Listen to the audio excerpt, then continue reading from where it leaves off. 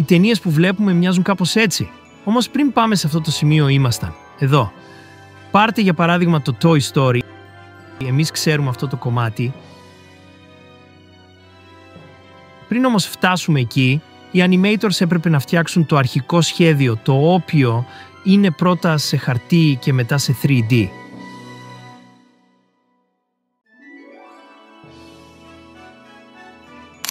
Πάμε στην Βαϊάνα.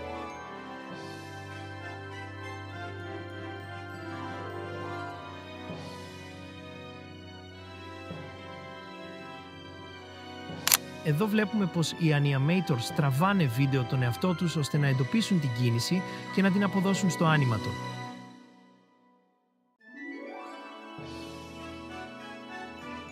Ενώ αντίθετα, στην Eraidon Onna, που ήταν μια 2D ταινία, βλέπουμε την εξέλιξη του σκίτσου μιας σκηνής.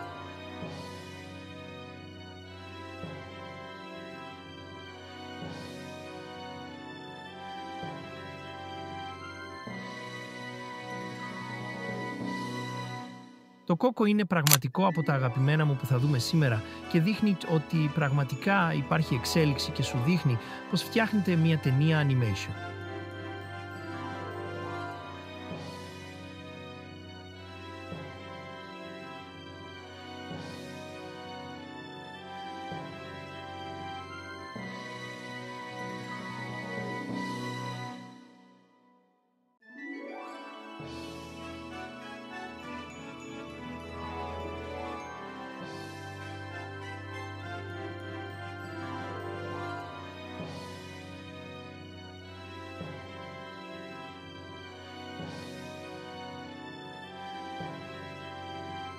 Στο Frozen τώρα, έχουμε μπόλικο πράγμα να δούμε, ξεκινώντας από αυτή τη σκηνή.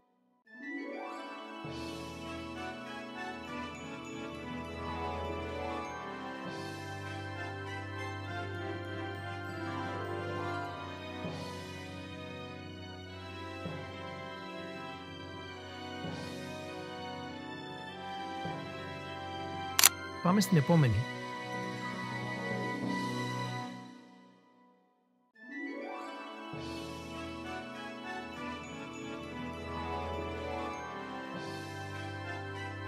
Για το τέλος σας κράτησα το καλύτερο, φυσικά είναι τα μυαλά που κουβαλάς. Πρώτα βλέπουμε την αρχική ιδέα.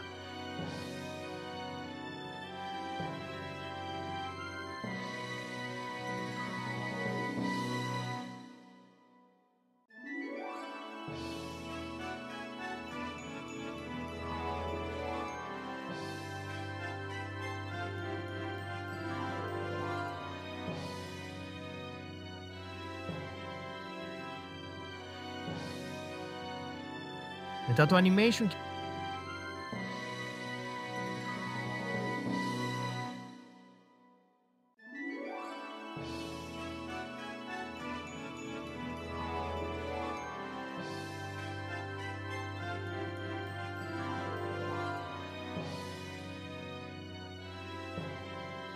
και μετά τα φώτα.